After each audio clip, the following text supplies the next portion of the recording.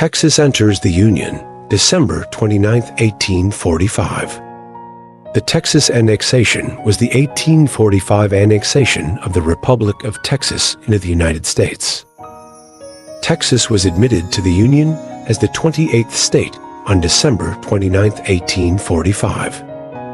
The Republic of Texas declared independence from the Republic of Mexico on March 2, 1836.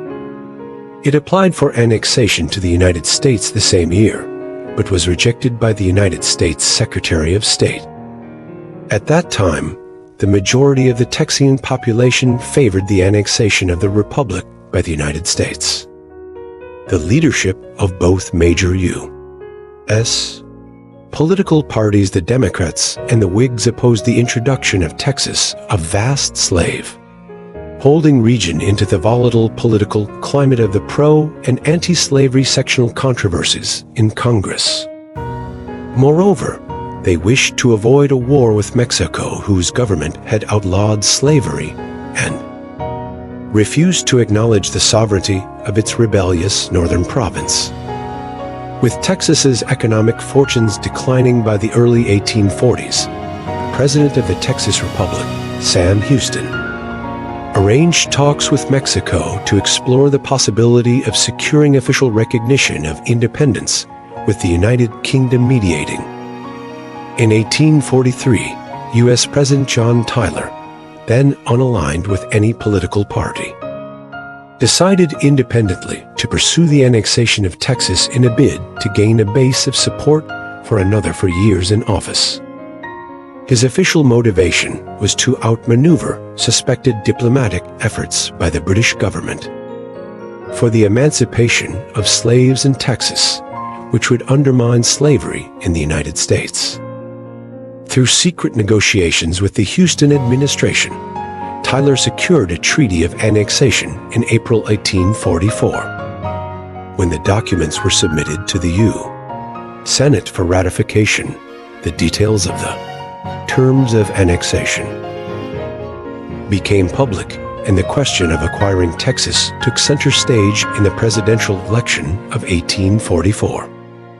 Pro-Texas annexation Southern Democratic delegates denied their anti-annexation leader, Martin Van Buren, the nomination at their party's convention in May 1844. In alliance with pro-expansion Northern Democratic colleagues, they secured the nomination of James K. Polk, who ran on a pro-Texas Manifest Destiny platform.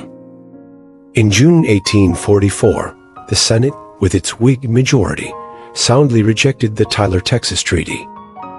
Later that year, the pro-annexation Democrat Polk narrowly defeated anti-annexation Whig Henry Clay in the 1844 presidential election. In December 1844, lame duck President Tyler called on Congress to pass his treaty by simple majorities in each house. The Democratic-dominated House of Representatives complied with his request by passing an amended bill, expanding on the pro-slavery provisions of the Tyler Treaty. The Senate narrowly passed a compromise version of the House bill, designed to provide President-elect Polk the options of immediate annexation of Texas or new talks to revise the annexation terms of the House amended bill. On March 1, 1845, President Tyler signed the annexation bill. And on March 3, his last full day in office, he forwarded the House version to Texas, offering immediate annexation. When Polk took office at noon the following day, he encouraged Texas to accept Tyler's offer. Texas ratified the agreement with popular approval from Texians. The bill was signed by President Polk on December 29, 1845, accepting Texas as the 28th state of the Union. Texas formally joined the Union on February 19, 1846, prompting the Mexican-American War in April of that year. Texas settlement and independence. First mapped by Spain in 1519, for over 300 years Texas was part of the vast Spanish Empire seized by the Spanish conquistadors from its indigenous people. The US-Spain border along the northern frontier of Texas took shape in the 1817 to 1819 negotiations between Secretary of State John Quincy Adams and the Spanish ambassador to the United States, Luis de Once. The boundaries of Texas were determined within the larger geostrategic struggle to demark the limits of the United States' extensive western lands and of Spain's vast possessions in North America. The Florida Purchase Treaty of February 22, 1819, emerged as a compromise that excluded Spain from the lower Columbia River drainage basin, but established southern boundaries at the Sabine and Red Rivers, legally extinguishing any American claims to Texas. Nonetheless, Texas remained an object of fervent interest to American expansionists, among them Thomas Jefferson, who anticipated the eventual acquisition of its fertile lands.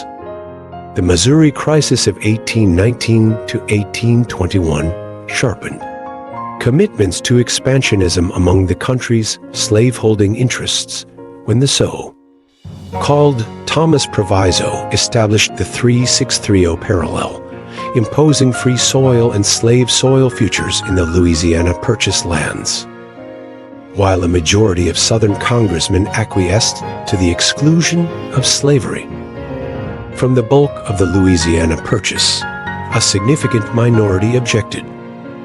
Virginian editor Thomas Ritchie of the Richmond Enquirer predicted that with the proviso restrictions, the South would ultimately require Texas.